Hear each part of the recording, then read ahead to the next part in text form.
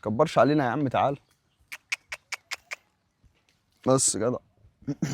ازيكم عاملين ايه؟ الفيديو دوت هتكلم فيه عن انك تلبس ايه وانت رايح تركب حصان. في لبس الفرسان وفي لبس للناس اللي هي مش مكمله على طول، يعني هو يركب مره وخلاص. تلبسش حاجه ضيقه، ما تلبسش بنطلون جينز ضيق عشان ما يكتفكش وانت على الحصان.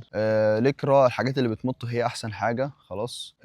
تيشيرتات تلبس اي تيشيرت عادي، بس الاوفر سايز عامه هيبقى مبهوأ قوي، يعني هتلاقي تيشيرت كده بيطير فاهم. خليك رياضي وانت على الحصان. لو انت بقى عايز تبقى في ليفل عالي ماشي، هتجيب بوت، هتجيب بنطلون فروسيه، ممكن تجيب تيشيرت بولو او تجيب ممكن تجيب فيست، ممكن تجيب خوذه هيلمت، ممكن تجيب بقى لو انت مثلا عايز تقلل الفئه شويه، مش هتجيب بوت، هتجيب هاف بوت وهتجيب تشابس. ممكن تجيب كرباج معاك. كرباج مش عشان تضرب بيه، هيبقى ليه استخدام برضو، في فيديو ازاي تستخدم الكرباج هعمله لكم. كل دي حاجات انت محتاجها وانت رايح تركب الحصان. ممكن تلبس جوانتي في ايدك عشان الجلد بتاعك ما يتقشرش او ما تتعورش في ايدك، امان يعني، وتلاقي كده الموضوع سهل ولذيذ. ولو انت بنت طبعا لازم تلبسي، لو انت مثلا منتقبه ولا حاجه او محجبه وبتلبسي فساتين اللي هي الواسعه ديت، راح تركبي حصان، هتلبسي تحت الفستان بنطلون جيبه، بنطلون كده بيبقى استك من تحت عشان يبقى ساتر من تحت لو الفستان طار ولا حاجه عشان بيطير، واللبس طبعا يبقى واسع، وتعملي حسابك من فوق بطرحه طويله تكون الدبابيس كتير. فان شاء الله